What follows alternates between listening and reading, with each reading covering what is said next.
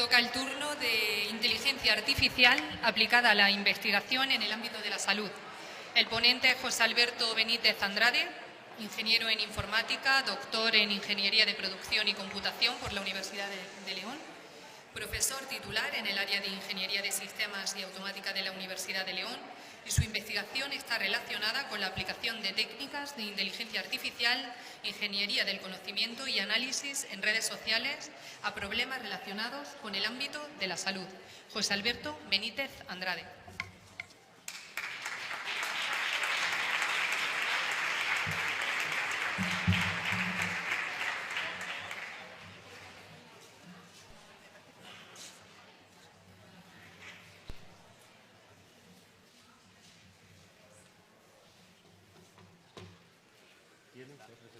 ¿Cómo? Te la tengo aquí. La tengo aquí abierta, mira. La dejé antes ahí.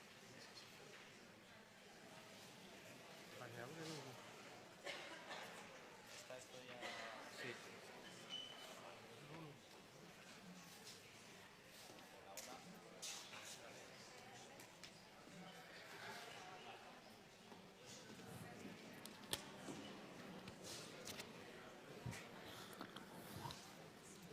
Hola, hola. Ahora sí. Bueno, muy buenas tardes. Muy buenas tardes a todos. En primer lugar, porque si no luego se me olvida, agradecer a Antonio y Serafín, que son los que se pusieron en contacto conmigo para liarme a venir a este evento, que yo encantado de venir aquí. Y, por supuesto, al ilustre Colegio Oficial de Enfermería de Jaén por haberme invitado. Y nada, vengo a hablaros un poco de la magia que se hace con técnicas de inteligencia artificial en el ámbito de la salud. He querido titular la ponencia desde la prevención hasta la posible cura de enfermedades. Y bueno, Antonio y Serafín me han dicho que tengo más o menos 1 hora y pico para hablar, entonces intentaré hacer la ponencia lo más amena posible. Y sobre todo la intención de mi ponencia es haceros ver cómo podéis vosotros plantear proyectos, ideas, en definitiva, que se puedan hacer con inteligencia artificial, que evidentemente vais a necesitar de nosotros para poder hacerla, pero que por lo menos os surjan esas ideas y que podáis colaborar con otros profesionales pues, de mi sector para poder intentar, en este caso, mejorar las técnicas o innovar en técnicas de inteligencia artificial que al fin y al cabo nos ayuden desde el ámbito de la salud, ¿no? Bueno, en primer lugar, en esta primera diapositiva tengo un poco mi presentación, aunque lo tengo también aquí, simplemente muy breve. Soy ingeniero en informática, tengo 2 másteres, uno en lenguajes y sistemas informáticos y otro en ingeniería de datos, y un doctorado en ingeniería de producción y computación. Simplemente destacar, porque ahora lo voy a hilar con eso, que el máster de ingeniería de datos lo saqué después del doctorado y fue por un motivo precisamente relacionado con lo que es la inteligencia artificial, que os hablaré un poco ahora. Yo estoy trabajando en la Universidad de León, me han presentado como profesor titular de universidad, me gusta escucharlo, pero de momento soy profesor contratado doctor, aunque sí que es cierto que estoy acreditado a titular de universidad. Entonces, bueno, esperemos que sea en poco tiempo cuando realmente se haga ya efectivo el cambio, ¿no? Trabajo en la Universidad de León, trabajo en un grupo de investigación que se llama SALVIS, que es Salud, Bienestar, Ingeniería y Sostenibilidad Sociosanitaria, con lo cual estoy muy ligado al ámbito sanitario y, bueno, es una de los motivos por el que estoy aquí, ¿no? El grupo de investigación se compone de 9 enfermeras, 5 fisioterapeutas, una experta en biomecánica, una podóloga y, en definitiva, bueno, pues aplicamos, no solo está la parte tecnológica mía, sino que está la parte sanitaria sin también la parte tecnológica. Pero bueno, y luego, por otra parte, quería hacer un poco de publicidad, ya que estamos, de una sociedad científica que hemos creado recientemente, que ya nos han aceptado en el Ministerio del Interior después de todos los trámites burocráticos que hay que hacer, que es la Sociedad Española de Inteligencia Artificial en Biomedicina. Os la presento, hemos sido 9 promotores, 42 fundadores, de los cuales estamos repartidos en 16 provincias diferentes Y bueno, lo he destacado ahí porque es un dato curioso. Somos 24 hombres y 18 mujeres los que hemos promovido y fundado todo esto, que bueno, dentro del entorno ingenieril, pues es un número bastante destacado de mujeres, que sean 18, que yo me alegro muchísimo. Entonces, bueno, tenéis ahí iabiomed.org, el que quiera mostrar una expresión de interés o simplemente preguntarnos cualquier cosa o incluso interesarse en ser socios de la misma, nosotros estaremos encantados, porque no solo tenemos la parte tecnológica, sino que también nos interesa el ámbito sanitario. Bien, dicho todo esto, antes hemos hablado, han hablado mis compañeros de ChatGPT en alguna ocasión, y yo el otro día, antes de ponerme a preparar esta ponencia, le pregunté, por curiosidad, le dije, ¿conoces la Jornada Internacional 3E Salud?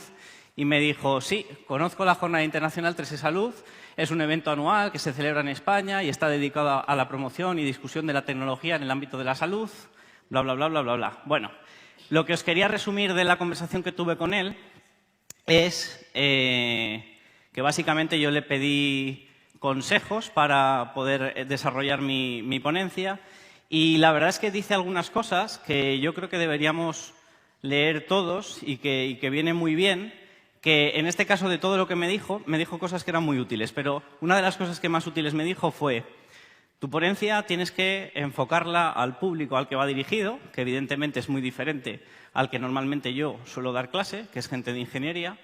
Y luego también dijo que no centrara la ponencia en explicar mis logros, mis méritos y demás, sino que lo que tenía que hacer era explicaros desde un punto de vista más amplio qué es lo que se puede hacer con inteligencia artificial y cómo lo podéis aplicar vosotros, que es un poco a lo que he venido.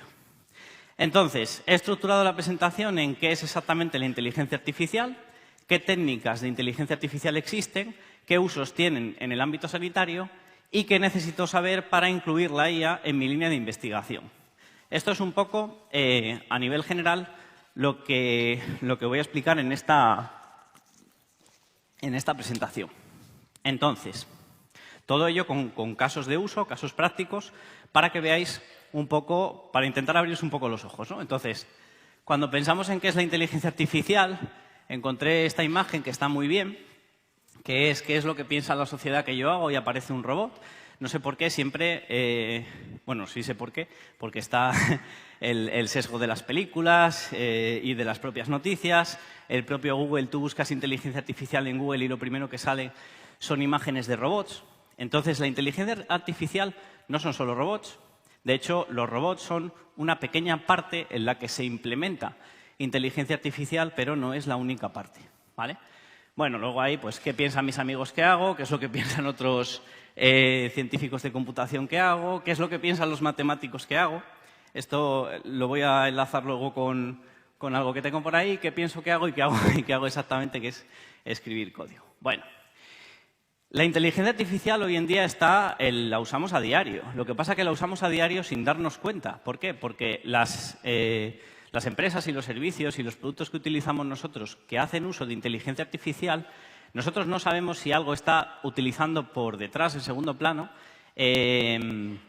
inteligencia artificial o no. Entonces, yo hoy he puesto algunos de los ejemplos en los que tenemos inteligencia artificial de nuestro día a día. Por una parte, ahí vemos un dispositivo de Alexa, un dispositivo asistente de voz, que nosotros le preguntamos y él nos responde o nos hace caso a los servicios. Ahí hay mucha inteligencia artificial, desde la parte en la que es capaz de reconocer la voz, de reconocer qué es lo que le estamos diciendo, y luego otra parte es interpretar, después de que nosotros le hayamos dicho lo que queremos, interpretar qué es lo que le estamos pidiendo y traducir eso en una acción.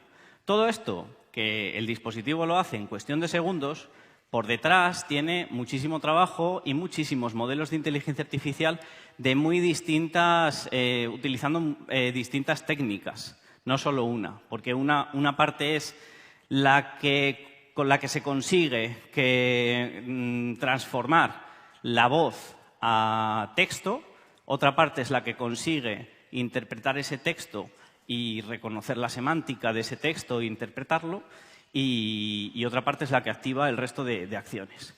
En Twitter, pues evidentemente las sugerencias que nos salen en Twitter tienen unos modelos de inteligencia artificial que van aprendiendo de nuestros intereses y en base a eso nos van haciendo recomendaciones. En Netflix o cualquier plataforma de vídeo, me da igual. Lo mismo, cuando nosotros empezamos a ver series, lo que están continuamente es perfilándonos para intentar ofrecernos lo que más nos guste, que luego pueden fallar o lo que sea, pero más o menos está hecho de esa forma. En el correo electrónico está en muchísimas de las funcionalidades que tiene, pero la más destacada es los filtros anti-spam, ¿vale? Los filtros anti-spam de correo son muy diferentes a los filtros de anti-spam de hace 20 años, ¿vale? En las cámaras fotográficas, cuando nosotros ahora sacamos una foto con un teléfono móvil, con un smartphone actual, ya directamente hay un tratamiento de la imagen que se está haciendo con técnicas de inteligencia artificial. Es decir, cuando sacamos una foto, igual, por ejemplo, yo capturo allí el altavoz y puede ser que se vea alguna pequeña parte borrosa. Yo no llego a ver la imagen borrosa porque en el momento en el que yo saco la foto, en cuestión de segundos, ya directamente la foto que se me genera en el móvil automáticamente tiene una herramienta que arregla esos pequeños fallos que él conoce. Eso es inteligencia artificial. En los mapas, en la detección de intrusiones. Esa que he puesto aquí ya está relacionada 100% con la salud, que es en el cáncer de mama, que luego hablaré un poco más extendido sobre ello, y en los traductores, ¿vale? He puesto algunos ejemplos. Entonces, sigo con la misma pregunta. ¿Qué es la inteligencia artificial? Aquí aparece una palabrita ya que es Machine Learning, ¿vale? Machine Learning, os sonará Machine Learning y Deep Learning, por una parte, y os sonará también, bueno, las traducciones al español son aprendizaje automático y aprendizaje profundo, pero es lo mismo, ¿vale? Aprendizaje automático es Machine Learning y aprendizaje profundo es Deep Learning. Esas dos técnicas, realmente, el Deep Learning es un tipo de Machine Learning. Es decir, tenemos técnicas tradicionales de aprendizaje automático y tenemos técnicas avanzadas de aprendizaje automático que se ha decidido llamar aprendizaje profundo, ¿vale? Algunos dicen que el aprendizaje automático es una mezcla entre algoritmos y matemáticas. Y bueno, van por ahí los tiros, ¿vale? Van por ahí los tiros. He querido este diagrama, me gustó mucho porque la inteligencia artificial, lo que es el término, como yo suelo decir, que está prostituido. Con esto quiero decir que solamente se utiliza el término inteligencia artificial realmente para destacar algunas de las técnicas que están dentro de la rama de la inteligencia artificial. Es decir, a día de hoy,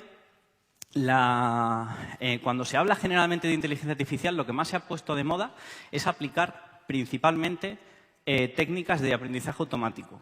Pero la inteligencia artificial va muchísimo más allá, tiene muchísimos más campos, algunos que suenan menos, que además trabajan complementándose con el aprendizaje automático, pero que, pues esto es como todo, son términos que suenan menos, que tienen menos valor, no están dentro de la moda que surge a la hora de hablar de distinta terminología, de distintos conceptos, pero que están ahí. Entonces, tenemos la rama de inteligencia artificial y dentro de la rama de inteligencia artificial pues tenemos visión por computador, que son aquellos modelos en los que aquellos modelos de inteligencia artificial que tratan imágenes, en los que están basados en imágenes, detectar algo en imágenes. Luego está Machine Learning, que es un globo más grande porque engloba muchísimos más campos de posibles datos de entrada, no es solo imágenes, sino que en el Machine Learning se aplica a imágenes, a audios, a textos, ¿vale? Sensores, robótica, etcétera, ¿vale? Este globito también me gustó porque se habla sobre lo que es la ciencia de datos, ¿vale? Y dentro de la ciencia de datos, pues está por una parte lo que es la programación, lo que es el programa en sí, el software, el aprendizaje automático que está por en medio, mucha estadística, y realmente esto es un globo que representa bastante bien todo lo que realmente implica el generar un modelo de inteligencia artificial, porque se tocan todos esos palos. Vale. Entonces, uy, que volví para atrás. Entonces, ¿cómo se entrena una inteligencia artificial? Bueno, pues aquí yo tengo un ejemplo que me lo he inventado, ¿vale? Para que me entendáis un poco. Y aquí, por ejemplo, imaginemos que queremos predecir enfermedades cardíacas y tenemos un registro clínico electrónico en el que tenemos ahí unos datos de los pacientes y si os fijáis tenemos varias columnas como edad, género, presión arterial, colesterol total, si es fumador o no, índice de masa corporal y por último una última columna que se llama enfermedad cardíaca y tenemos sí o no, ¿vale? Pues esto nos serviría para, claro, yo aquí he puesto un ejemplo de 10 registros o por ahí. Esto, si tuviéramos 1 millón de registros, ¿vale? Luego hablaré un poco de las cifras. Si tenemos 1 millón de registros, nosotros podemos llegar y, como digo yo, dentro de las distintas técnicas que hay de aprendizaje automático, puedo llegar, pasarle los datos al algoritmo, que aprenda y, en base a ese aprendizaje, que me devuelva un modelo de manera que, si yo le paso luego una entrada que no está aquí, él me va a calcular la etiqueta de si hay enfermedad, si esa persona puede ser que tenga enfermedad cardíaca o no, ¿vale? Entonces, yo tengo un conjunto de registros, se lo paso al modelo, lo estoy simplificando mucho, porque por detrás hay muchas cosas. Yo se lo paso al modelo, él aprende y hay un porcentaje de probabilidad, que eso ya nos encargamos los informáticos de que esté correcto, para detectar, en este caso, una enfermedad. Esto es un ejemplo de un entrenamiento de una técnica, o sea, aplicando técnicas de aprendizaje automático, en un caso de clasificación, y en este caso clasificación binaria, porque sería si puede padecer o no puede padecer una enfermedad cardíaca, ¿vale? Aquí podemos tener, por ejemplo, dentro de lo que es la inteligencia artificial aplicada al ámbito de la salud, una de las cosas importantes, porque yo os he dicho ahora, yo llego, le meto los datos y él llega y me responde y me saca un modelo que puede ser más o menos preciso a la hora de calcular algo. Pero claro, desde vuestro punto de vista podéis decir, ya, pero es que a mí me interesaría saber cómo ha llegado a generar ese modelo. Es decir, cuál es la interpretación que está haciendo la máquina al pasarle yo esos datos. Porque igual hay algo que podemos aprender nosotros de lo que se ha creado, del modelo que se ha creado. Entonces, ahí hay una subrama de la inteligencia artificial encargada de la interpretabilidad y explicabilidad de los modelos. Entonces, hay compañeros míos centrados principalmente en, después de que se genera un modelo de inteligencia artificial para detectar cualquier cosa, intentar sacar cómo está funcionando por dentro, ¿vale? Porque es otra de las subramas importantes de la inteligencia artificial. Luego, centrándonos ya en los tipos que hay, por ejemplo, visión por computador, ¿qué utilización tiene?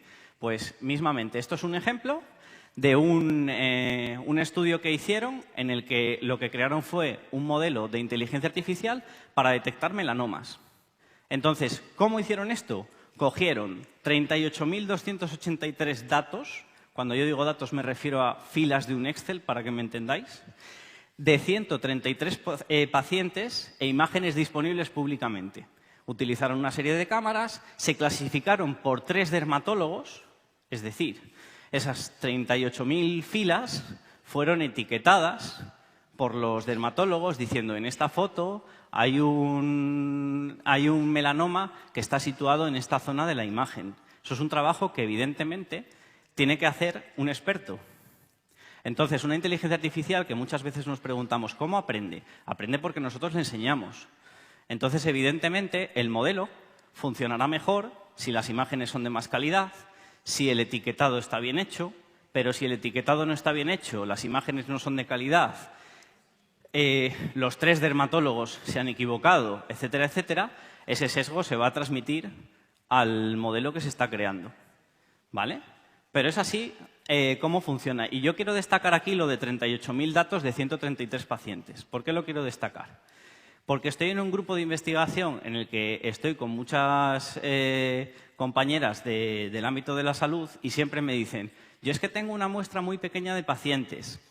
Y yo siempre les digo, a mí la muestra de pacientes en sí me da igual entre comillas. Lo que me interesa es tener muchos datos, aunque sea de esos pacientes. Es decir, si hay que repetir lo que sea, depende de lo que estemos estudiando, pero si hay que repetir algo en esos pacientes, o en este caso sacar imágenes a muchas zonas del cuerpo, me pueden valer un grupo pequeño de pacientes para poder crear esos modelos de inteligencia artificial. ¿Vale? Entonces, lo que nos interesa a nosotros es total de datos que tenemos. Bueno, aquí simplemente puse un ejemplo de cómo se suele diagnosticar para haceros ver que realmente la máquina aprende de un experto. Es decir, nosotros tendríamos al paciente, adquirimos las imágenes, se transforma esa imagen con lo que haría el técnico, eso se lo enseñamos a una máquina para que lo haga en la imagen, y la interpretación del médico es la que luego trasladamos al Excel para luego poder entrenar los modelos de inteligencia artificial. Un poco lo que os he dicho antes de los melanomas, ¿no? Esto es más de lo mismo. ¿Cómo sería el procedimiento? Tenemos unos datos, se lo pasamos a los modelos como entrada de datos, salen los modelos predictivos y luego al traer nuevos datos con los que no han sido entrenados, lo pasamos por el modelo predictivo y sacamos un diagnóstico. Es un ejemplo, ¿vale? Evidentemente esto siempre tiene que tener una verificación por parte del especialista sanitario, ¿vale? Aquí tenemos otro ejemplo en el que dentro de las radiografías se podría detectar cáncer de pulmón, ¿vale? Y este, por ejemplo, lo introduje esta mañana después de la charla de José Luis. Yo estoy muy ligado también al tema del autismo por temas de investigación. Y, por ejemplo, el eye tracking se utiliza para detectar autismo, y el eye tracking básicamente es que se monitoriza con una serie de vídeos dónde están mirando las personas a las que se les monitoriza esto, y en base a eso se puede encontrar patrones de personas que padezcan autismo, y es una forma de tratar el autismo y de diagnosticar, perdón, el autismo, y es una de las formas que hay ahora en las que se están detectando muchas personas que padecen autismo siendo prácticamente bebés, ¿vale? Pues esto es un ejemplo de uso de inteligencia artificial también. ¿Cómo? Pues entrenándolo, lo que os estoy diciendo. Tenemos un grupo de control que son personas sanas y tenemos un grupo que sabemos que tienen autismo. Pues lo que hacemos con eso es miramos a ver dónde mira cada uno y sí que se ve, se ha visto, está estudiado, que normalmente las personas que no tienen autismo, que no padecen autismo, miran de una manera determinada, con unos patrones determinados, que los autistas no lo hacen. ¿Vale? Nada, bueno, esto sería cómo funciona internamente, que no me interesa, simplemente era para que vieras la imagen, pero el resultado es que después de pasarle un conjunto de características, hay una serie de capas por ahí en medio, redes neuronales, y lo que nos acaba diciendo es, pues eso, si tiene o no tiene, en este caso, autismo, ¿vale? Lo que os he dicho antes, predecir un cáncer de mama 5 años antes de que aparezca gracias a la inteligencia artificial. Esto es un estudio que salió recientemente del MIT, ¿vale? Lo mismo, 90.000 mamografías de 6.000 pacientes y se detectaron patrones sutiles no identificados por humanos. Eso es lo bueno que tiene esto, que puede detectar cosas que nosotros no detectamos a simple vista, ¿vale? En este caso se predijo un 31% de los casos de los pacientes de alto riesgo, cuando en la actualidad se suele prever un 18%. Aquí surgía una duda, que era si merecía la pena decirle a un 70% de las personas que podía ser que tuvieran cáncer cuando realmente luego no lo iban a tener. Pero bueno, esto ya yo creo que es otro debate, pero lo que habría que mirar es a cuántas se salvan. Entonces, lo que quizá habría que pensar es cómo dar el mensaje, pero creo que es algo positivo. ¿Por qué? Porque a ese 31% pues podríamos llegar a salvarlo. Y al otro 70%, hombre, llegaría un momento en el que ya se detectaría que no pasa nada, porque repitiendo las pruebas aparecería que no está dentro de ese pool y ya está. ¿Vale? Posibles usos, muchísimos, ¿vale? Yo he puesto aquí una tabla, pero muchísimos, ¿vale? A nivel de enfermería, pues se me ocurrieron varios. Se me ocurrió que puede ayudar a detección de movimientos anormales, caídas, prevención de úlceras por presión, evaluación del dolor, administración de medicamentos, control de infecciones, muchísimos. De hecho, encontré un artículo, esto ya es un artículo que está publicado, sobre segmentación y medición automática de lesiones por presión mediante modelos de aprendizaje profundo utilizando sensores LIDAR, ¿vale? Con lo cual, la utilización ya está ahí, tenéis estudios de gente que lo está utilizando y bueno. Voy a ir un poco más deprisa. Tenía muchos ejemplos, pero vamos, la esencia que os he contado es ya os he contado lo que quería, vamos. Aquí tenía otro ejemplo, que no puse bien el título a la izquierda, pero este es de tema de gestión sanitaria. En este estudio lo que se hizo fue, a través de técnicas de aprendizaje automático, intentar detectar patrones de por qué la gente, los pacientes, no iban a la consulta cuando tenían cita. Entonces, básicamente en este estudio, además de los datos que tenían del registro del hospital, lo cruzaron con datos de la meteorología del lugar. Y entonces se dieron cuenta de que había una relación muy alta y dentro de la meteorología del lugar empezaron a ver qué era lo que más influía, si la temperatura, la presión, la humedad. Entonces, lo que son las técnicas de aprendizaje automático se pueden utilizar en muchos ámbitos. Antes os he dicho sobre todo en temas diagnósticos, pero se puede, temas diagnósticos, prevención, temas de gestión, ¿vale? Se puede utilizar en muchos sentidos. Siempre os estoy hablando de aprendizaje automático supervisado, que es clasificar cosas, pero también se pueden detectar dentro de un conjunto de datos que no tenemos etiquetado si existe algún tipo de anomalía que nos dé alguna pista de decir, pues es que hemos visto que todo este grupo de pacientes tiene algo en común, y este también, y este también. Y luego, analizándolo con un experto, se dice, ostras, pues resulta que estos tres grupos tienen en común esto. Pues eso también se puede. Es decir, que tenemos tanto con datos etiquetados como con no etiquetados. Y, finalmente, el tema del procesamiento del lenguaje natural, lo que quería destacar es que, bueno, ahora mismo está ChatGPT en auge. Yo tendría aquí para hablaros 1000 millones de horas sobre ChatGPT, posibles usos y ventajas que tienen en cuanto al tema de la productividad.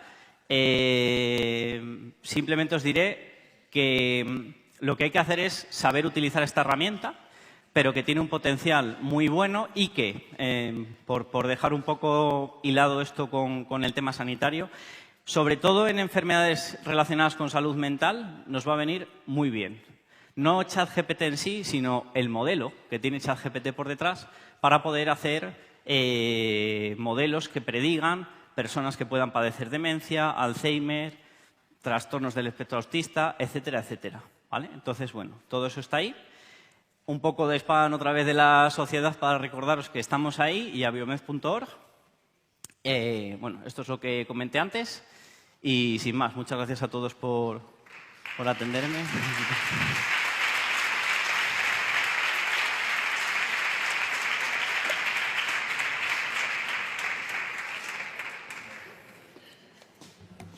José Alberto, muchísimas gracias. Vamos cumpliendo el horario a rajatabla. Serafín y Antonio, no os podéis quejar, ¿eh? Vamos a ver si hay alguna pregunta, si me han pasado alguna pregunta. Como no es el móvil mío directo, posiblemente haya alguna pregunta, pero no me la han pasado todavía. Vale. Así que, si os parece, bueno, sí hay un regalo también para el ponente, ¿verdad? Esperamos, mientras tanto, a ver si nos llega alguna pregunta.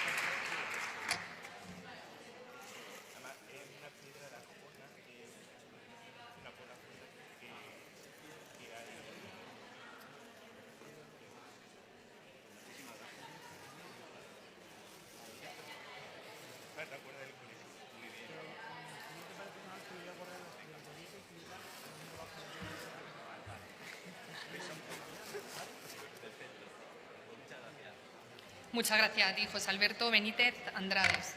Continuamos y lo hacemos ahora con eficacia y seguridad de un gel con aceite de oliva virgen extra ecológico en la higiene de la piel periestomal. Estudio GAO.